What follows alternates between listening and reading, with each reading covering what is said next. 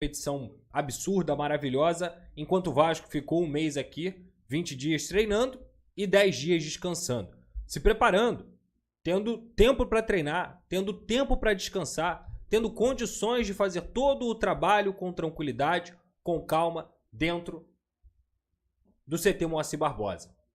Tendo condições de estudar os times, tendo condições, por exemplo, de saber que fisicamente um Botafogo que estava competindo lá do outro lado do mundo, em alto nível, se desgastando, voltaria para o Brasil, descansaria, mas voltaria também sem peças importantes, como o Igor Jesus, que até então era o melhor 9 do futebol brasileiro, com peças de saída também como o Jair, entre outros jogadores que ainda precisariam se adaptar com o Botafogo trocando de técnico.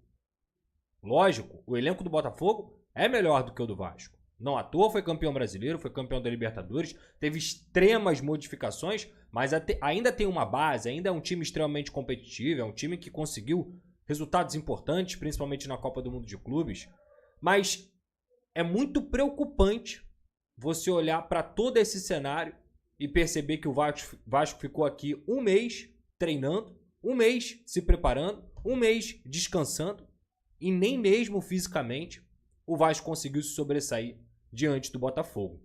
E para piorar, é impossível você não lembrar que futebol não se perde de véspera. Ninguém entra derrotado em campo. O jogo começa 0-0. Mas o Vasco conseguiu, e na figura da sua diretoria, a façanha de entrar perdendo no único clássico que o Vasco tem direito de mandar no Rio de Janeiro, mais precisamente em São Januário, diante de Flamengo, Botafogo e Fluminense. O jogo contra o Botafogo é o único que o Vasco pode mandar dentro de São Januário sem maiores problemas, muito pelo contrário. São torcidas amigas, são torcidas que conseguem conviver, digamos assim, em harmonia. Tomam cerveja junto, vão pro jogo junto, um torce pro Botafogo quando tem jogo do Botafogo, outro torce pro Vasco e vida que segue. Diante disso, a diretoria lá atrás preferiu realmente vender esse direito, não só do Vasco jogar dentro de sua casa, não só do Vasco jogar no seu território, onde já conhece, com um gramado perfeito, mas também com a força de sua torcida que faz de São Januário um caldeirão há mais de 100 anos, o Vasco, aliás, há quase 100 anos, e o torcedor vascaíno de Brasília não tem culpa disso, muito pelo contrário. É muito legal você prestigiar o Off-Rio, é muito legal você ter jogos importantes lá em Brasília. Só que sabe qual é o problema? Quando você vende esse jogo e ele se torna 50-50, você só não perde São Januário, você não só perde o gramado de São Januário, você não só perde o clima e a atmosfera de jogar contra um Botafogo dentro de São Januário, você perde também a qualidade do jogo. Você perde e muito quando você vê um gramado que não dá nem para dizer e chamar aquilo ali de gramado. Isso é ruim para os dois lados, é ruim para o Vasco, é ruim para o Botafogo.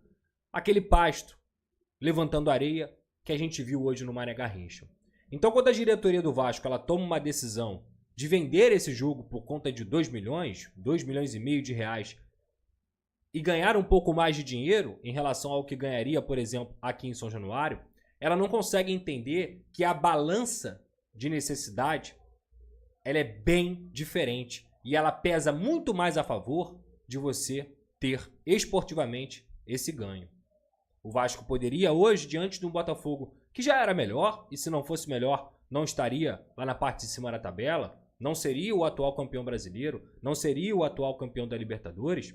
Se não fosse melhor, ok, você tem times igualados ali, mas não.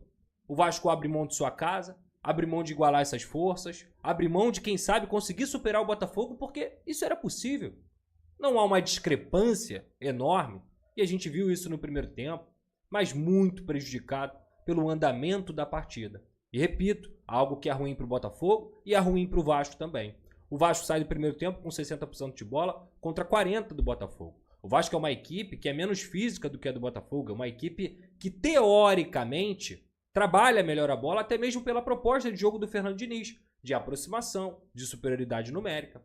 Então, essa partida, ela começou a ser perdida a partir do momento que o Vasco abriu mão do seu gramado, do seu estádio, da força de sua torcida dentro de São Januário, E, obviamente, mesmo um Botafogo que está longe da sua melhor fase, digamos assim, mesmo um Botafogo trocando de técnico, mesmo um Botafogo que perdeu importantes jogadores, nem mesmo para esse Botafogo o Vasco conseguiu ser capaz de igualar. E repito, até falei isso lá no programa, achava mesmo que o Vasco chegaria talvez mais pronto para esse jogo, talvez melhor fisicamente, mais descansado, com mais capacidade de treinamento, mas que o Botafogo era o melhor time, o Botafogo era o favorito e continuava sendo. E esse favoritismo, ele foi convertido dentro de campo, porque o Vasco não foi capaz de igualar o jogo nos aspectos que talvez poderia. Que, repito, é o aspecto físico, por estar jogando contra uma equipe que há 10 dias estava do outro lado do continente, estava lá na América do Norte, lá nos Estados Unidos, jogando contra as maiores equipes do mundo, um PSG, um Atlético de Madrid, tendo um jogo cansativo contra o Palmeiras também, no mata-mata. O Botafogo estava lá, se desgastando, e trocou de técnico nesse meio. Mas mesmo assim, o Vasco não conseguiu igualar. Por um erro fora de campo da sua diretoria, que abriu mão da sua fortaleza, e que é o maior erro esportivo que se pode cometer, já que o Vasco, claramente, estatisticamente, só olhar o jogo, ele é muito forte dentro do São Januário, em todos os aspectos,